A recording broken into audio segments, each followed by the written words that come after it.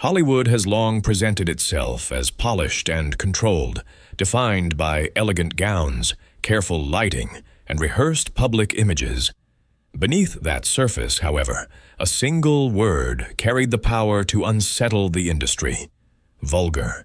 The label was applied when a woman moved beyond accepted boundaries, whether by speaking with unusual directness, dressing in ways considered provocative, or declining to soften the attention she attracted. Religious groups objected. Censorship boards reacted with alarm. Some cities threatened to ban films altogether. The actresses described in those terms did not disappear. Over time, many of them set the standard others would follow. From silent-era performers who drew criticism in church publications to later stars who compelled studios to revise their own guidelines, these women tested prevailing definitions of propriety. In doing so, they exposed how uncertain and changeable those definitions were. To understand how Golden Age Hollywood struggled to manage its leading actresses, it is necessary to return to the earliest years of the film industry, when movies had not yet incorporated sound. Theda Bara.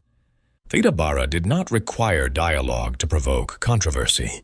She emerged in 1915, presented in shadow, draped in elaborate costumes, and surrounded by carefully constructed rumors. Born Theodosia Goodman, she was reshaped by studio publicists into a far more enigmatic figure. They promoted the claim that her name was an anagram for Arab death. They suggested connections to mysticism and circulated staged photographs of her posed with skulls, serpents, and occult imagery. Whether audiences accepted these stories was secondary. The intrigue itself generated attention. In A Fool There Was, she portrayed a woman who deliberately seduces a married man and ruins his life without remorse. One title card reads, "Kiss me, my fool." That alone drew criticism. Church organizations condemned the film. Religious pamphlets described her screen persona as a symbol of moral decline. Some small-town theaters declined to exhibit her work, concerned about opposition from local congregations. The public reaction intensified her visibility rather than diminishing it. Audiences had rarely seen a female character who was neither victim, wife, nor ingenue. Bara's characters did not wait for rescue. They exercised control over men, discarded them, and appeared to take satisfaction in that authority. The inversion of traditional roles unsettled a culture still shaped by Victorian conventions. Off-screen, she was reportedly quiet and reserved. The vamp image was a deliberate studio construction designed to provoke reaction. Fox recognized that controversy attracted attention, and attention translated into ticket sales.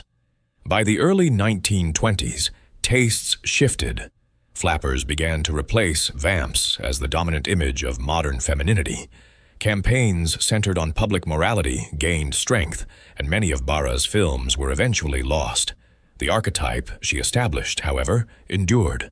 The figure of the femme fatale, framed in shadow and defined by calculated allure, traces back to her early performances. Hollywood had demonstrated that scandal could be engineered for commercial gain. With the arrival of sound and motion pictures, the next wave of performers would no longer rely on silence to provoke reaction. Mae West. Mae West did not rely on implication alone. She wrote much of the material that defined her public image. She entered Hollywood in the early 1930s with an unusual degree of control. Before becoming a film star, she had already generated controversy on Broadway with her play Diamond Lil, known for pointed innuendo and direct humor. When she carried that approach to the screen, critics and moral advocacy groups were prepared to object. In films such as She Done Him Wrong, she delivered dialogue structured around double meanings that drew strong audience reactions and close scrutiny from censors. Her measured movements and deliberate delivery gave emphasis to each line. Parent-teacher associations argued that her humor encouraged moral decline. Religious organizations called for tighter oversight. A Boston radio station reportedly removed one of her sketches, describing it as overly suggestive. West did not withdraw in response. She remarked that censorship increased her earnings, as public criticism often translated into higher ticket sales. Protests generated publicity, and publicity filled theaters. She also wrote or shaped much of her own dialogue, making clear that the provocative elements of her work were intentional rather than incidental. The opposition intensified, and her films were cited by those advocating stricter enforcement of the production code. As pressure mounted on the industry, West became associated with what critics described as a broader cultural decline. Audiences, however, continued to respond positively. She did not present herself as naive or restrained. She acknowledged her appeal openly and incorporated it into her professional strategy. At a time when public expectations often required women to appear modest, her confidence stood in contrast. The tightening of censorship that followed marked one of the most restrictive regulatory periods in American film. As those controls took hold, another platinum-haired actress would demonstrate that controversy could take a different form without relying on layered dialogue. Jean Harlow. Jean Harlow commanded attention the moment she appeared on screen. She emerged as Hollywood's original platinum star before the term bombshell became widely used. MGM lightened her hair until it reflected the studio lights with a metallic sheen. Costume designers placed her in silk gowns, cut to emphasize her figure, and the roles she received often tested prevailing standards of propriety. In Red-Headed Woman, she portrayed a secretary who seduces her married employer, advances socially through calculated relationships, and shows little regret for the consequences. The character locks doors, discards keys, and meets setbacks with visible indifference. State censorship boards removed portions of the film. Religious organizations objected. Newsweek reportedly referred to her as the girl who made sin shimmer. Despite criticism, audiences filled theaters. Harlow did not project innocence. She delivered dialogue in contemporary slang with a directness that some commentators argued was unsuitable for mainstream cinema. Columnists described her as vulgar, overly brash, and emblematic of a changing culture. Off-screen, colleagues often described her as courteous and approachable during production. The contrast between her screen persona and her reported demeanor off-camera became part of her public appeal. Photographs of her attending social events in backless gowns circulated widely, sustaining interest in her private life and reinforcing her image as both glamorous and provocative. Her sudden death at age 26 fixed that image in the public imagination. She remained associated with glamour, controversy, and youth. The industry's tension with outspoken and unconventional female stars, however, did not end there. The next prominent figure would challenge not only expectations of modesty, but established ideas about gender presentation itself. Marlene Dietrich. Marlene Dietrich established a career defined by disregard for conventional boundaries. She arrived in Hollywood with a low, smoky voice and a composed, angular screen presence that did not align with traditional expectations of femininity. In 1930s Morocco, she appeared in a tuxedo, not as parody or disguise, but as part of her character's identity. In a widely discussed scene, she kisses a woman on the lips. The moment drew immediate reaction. Several states attempted to remove the scene. Advocacy groups described it as indecent. Newspapers characterized her tailored suits, top hats, and trousers as symbols of something they considered more troubling than fashion: independence. A woman adopting traditionally masculine attire was viewed as crossing social boundaries that many were reluctant to reconsider. Dietrich addressed such criticism directly, stating, "Clothes have no sex." The remark unsettled traditionalists. Her screen persona blended masculine and feminine elements in ways critics found difficult to define. In films such as Shanghai Express, she delivered dialogue layered with implication, conveying suggestion through tone and expression. Review boards voiced concerns about immorality, while audiences responded with sustained interest. Off-screen, She hosted dinner gatherings attended by intellectuals, artists, and military figures. During World War II, she performed for Allied troops near the front lines, again wearing suits and receiving admiration from a public that had once questioned her propriety. Her reputation for controversy stemmed less from exposure than from autonomy. She chose her clothing, selected her partners, and maintained control over her image. Criticism did not alter that approach. As debates over gender presentation continued, another actress would soon provoke discussion by challenging a different expectation, the presumption of innocence itself. Marilyn Monroe. Marilyn Monroe was not universally regarded as a future icon at the start of her career. In the early 1950s, some critics viewed her as a source of concern rather than admiration. In 1951, she appeared in a gold lame gown cut so tightly that she could barely sit. Columnist Earl Wilson reportedly described her as vulgar, prompting headlines nationwide. The criticism suggested that she was not refined or glamorous, but excessive. Monroe responded publicly with composure. When commentators mocked her figure, she posed for photographs in a potato sack, remarking that critics would likely consider even burlap indecent on her. The gesture was widely noted, and audiences responded favorably. The underlying tension, however, remained.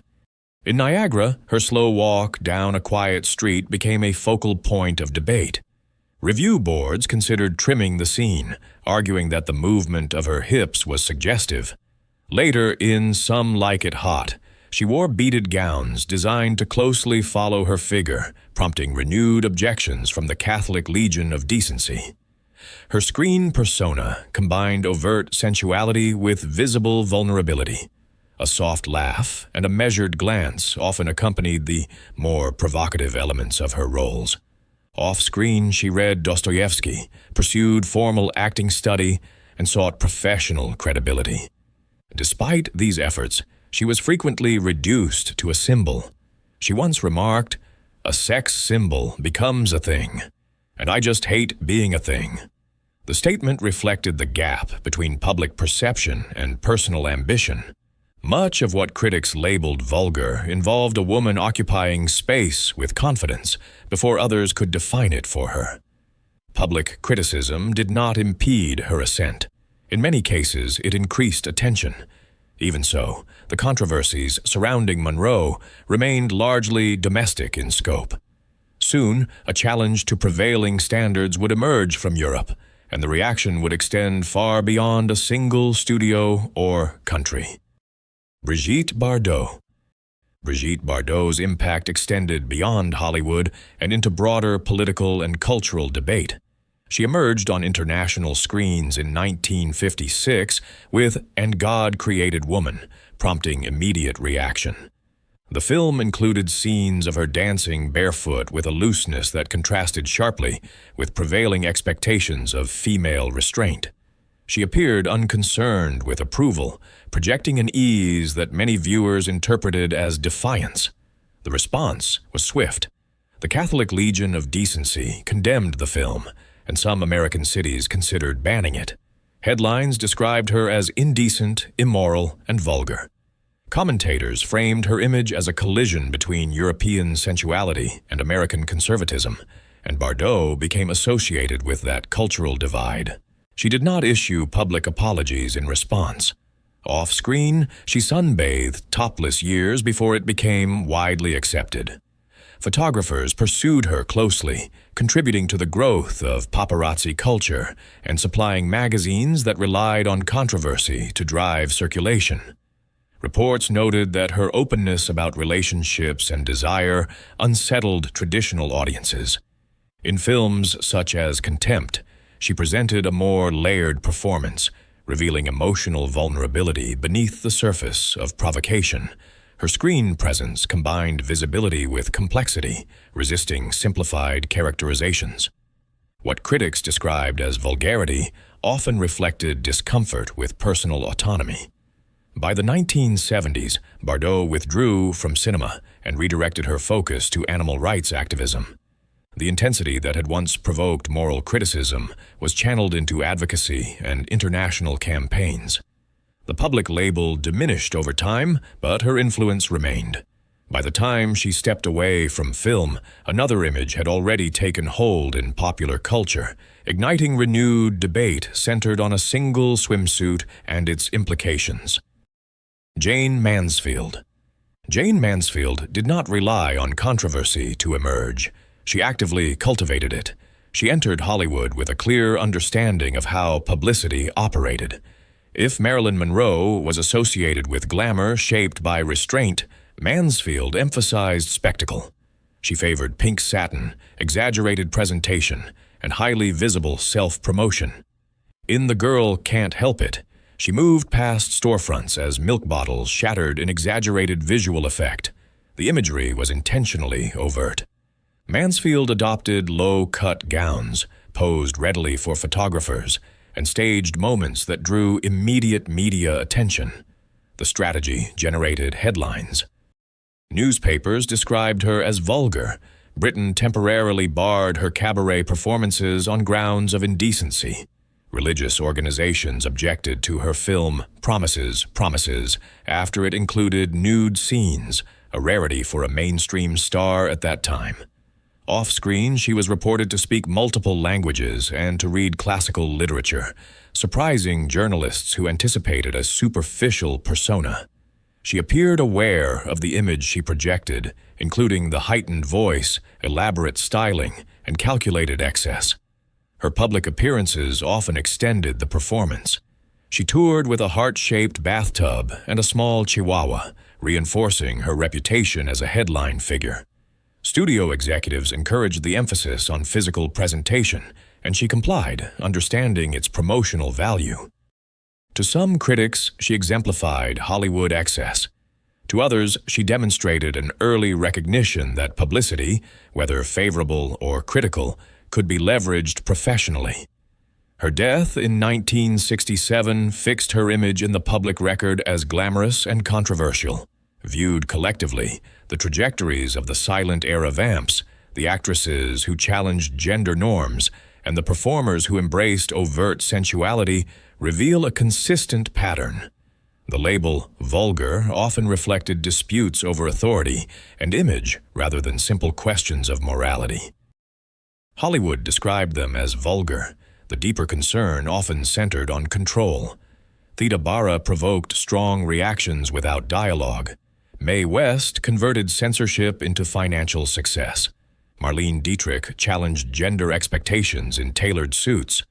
Marilyn Monroe faced accusations of being cheap before achieving enduring recognition. Brigitte Bardot and Jane Mansfield demonstrated that controversy itself could function as a calculated strategy. Across different decades, the pattern remained consistent. Standards of decency shifted repeatedly, and each shift followed moments when these women had already moved beyond established boundaries. The term vulgar was frequently framed as a moral judgment.